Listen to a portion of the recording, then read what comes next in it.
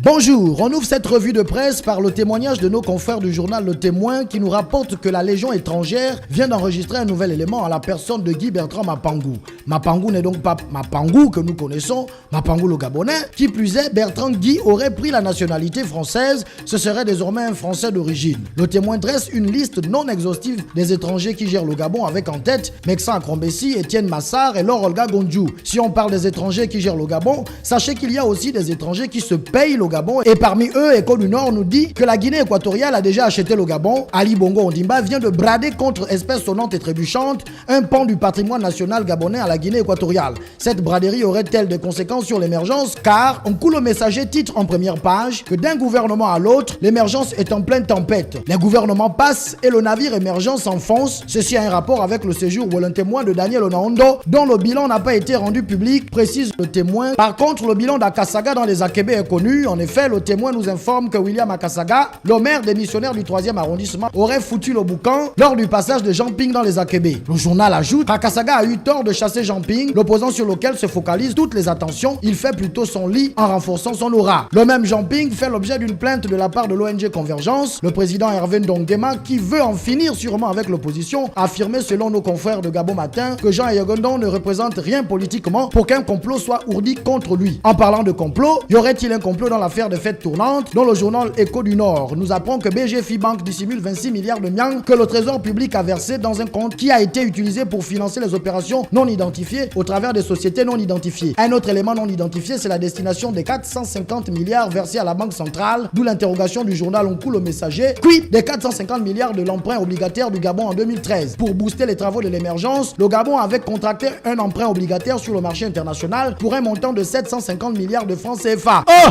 tout ça, le journal s'interroge sur l'objectif visé par cet endettement. Pendant qu'un coup le Messager s'interroge, le bimensuel A à Z, lui, détient le secret de la démission de Léon Nzuba, dont plusieurs journaux soupçonnent d'avoir été virés du gouvernement comme un malpropre. Un coup le Messager titre d'ailleurs une démission sous fond d'intrigue. Léon Nzuba, qui a déjà quitté le gouvernement, était très heureux ce samedi après la petite victoire des Panthères du Gabon 1-0 contre l'Angola. Une victoire que Gabon Matin qualifie de belle entame, car selon l'Union, nos Panthères ont rugi. Une rencontre qui n'a pas été perturbée par le virus Ebola, comme l'a été le festival Gabao Hip Hop. L'Union nous rapporte que les artistes africains qui étaient prévus ont été simplement rayés de la liste. Jules Kandem, le promoteur, à cause d'Ebola, a évité ses frères africains et n'a préféré que les autochtones et les Français. Voilà pour votre revue de presse. Bonne lecture.